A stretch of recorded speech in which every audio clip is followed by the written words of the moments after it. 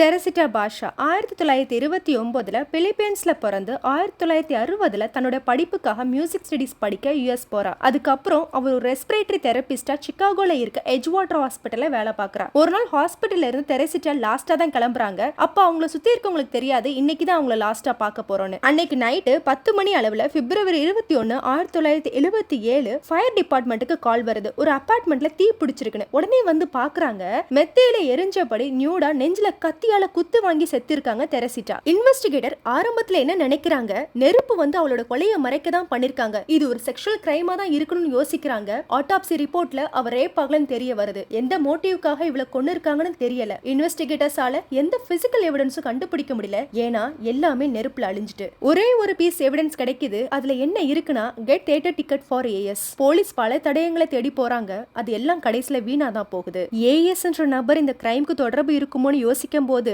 ஏஎஸ்ன்றது initial வச்சு எதுன்னு தெரிஞ்சுக்க முடியல. அவளுடைய பாய் ஃப்ரெண்டா இருக்குமோன்னு யோசிக்கிறாங்க. பட் அவனும் இல்லன்னு உறுதியாகுது. 5 மாசம் ஆகுது. தெரசிட்டாவோட கூட வேலை பார்த்த பொண்ணு ரெமி, அவளும் பிலிப்பைன்ஸை சேர்ந்தவ தான். அவளுடைய ஹஸ்பண்ட் வந்து டிடெக்டிவ் ஸ்டாக்சுலாக்கு கால் பண்றான், எனக்கு இந்த கொலையை பத்தி தெரியும்னு. ஒரு நாள் நைட்டு ரெமி வேற ஒரு வாய்ஸ்ல என்கிட்ட பேசினா, அது யாருன்னா நான் தான் தெரசிட்டான்னு என்கிட்ட சொல்லி என்ன ஆலன் ஷௌரி தான் கொன்னுட்டான், இத போய் நீ போலீஸ் கிட்ட போய் சொல்லுன்னு சொன்னா. நானும் சரி போலீஸ் கிட்ட கிளம்பலான்னு கிளம்பும் போது என்னோட ஒய்ஃப் திருப்பி சுயநினைவுக்கு திரும்பிட்டாங்க. அவகிட்ட கேட்கும் போது இதுக்கு முன்னாடி என்ன நடந்துச்சு அவளுக்கு ஞாபகம் இல்லைன்னு சொன்னா. சரி நானும் இந்த விஷயத்தை விட்டுட்டேன், நான் போலீஸ் கிட்டையும் போகல. திருப்பியும் அந்த வாய்ஸ் என் ஒய்ஃப் உடம்புல இருந்து பேச ஆரம்பிச்சது. நீ போகலையா, போலீஸ் ஸ்டேஷனுக்கு போகலையான்னு கேட்டுச்சு. நான் அப்ப சொன்னேன், என்கிட்ட எந்த எவிடன்ஸ் ஆலன் ஷௌரிக்கு அகேன்ஸ்டா இல்லன்னு. அப்போ அந்த வாய்ஸ் என்கிட்ட சொன்னது என்னன்னா, என்ன அவன் கொண்டுட்டு என்னோட ஜுவல்லரி எடுத்து போய் அவனோட கேர்ள் ஃப்ரெண்டுக்கு கிஃப்டா கொடுத்துட்டான்னு. இப்படியாக ஸ்டாச்சுலா கிட்ட ஜோ சொல்லி முடிக்கிறான். டிடெக்டிவ் ஸ்டாச்சுலா இதெல்லாம் கேட்டதும் நம்பலாமா இல்ல வேணாமான்னு யோசிக்கிறாங்க. ஸ்டாச்சுலா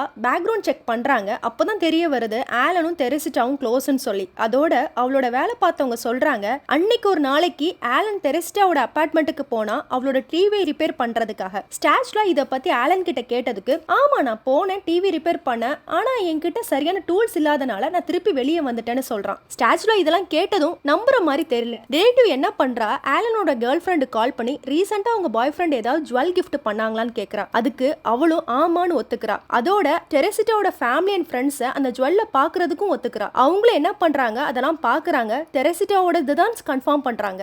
எவிடன்ஸ் கிடைச்சதும் ஆலன் ஷௌரியா பிடிக்கிறாங்க. அப்ப அவனும் ஒத்துக்கிறான், ஆமா நான் அவளோட அபார்ட்மெண்ட்டுக்கு விட்டு வெளியே வரும்போது தான் எனக்கு கொள்ள அடிக்கணும்ன்ற ஒரு நோக்கமே வந்துச்சு. அதனால திருப்பி அவ அபார்ட்மெண்ட்டுக்குள்ள போன. அவளும் உள்ள அனுமதிச்சா. அவ கதவை லாக் பண்ண திரும்பும் போது அவளை பின்னாடியில இருந்து தாக்குனேன். ட்ரெஸ்லாம் ரிமூவ் பண்ணி செக்ஷுவல் கிரைமா மாத்திட்டேன். அப்புறம் அவளோட மெத்தையை எடுத்து அவன் மேல போட்டு தீ வச்சிட்டேன். இப்படியாக வாக்குமூலம் கொடுக்கறான். பிப்ரவரி 23, 1979 அன்னைக்கு அவன் குற்றத்தை ஒத்துக்கிறான். 40 வருஷம் ஆயுள் தண்டனை அவனுக்கு கிடைக்குது.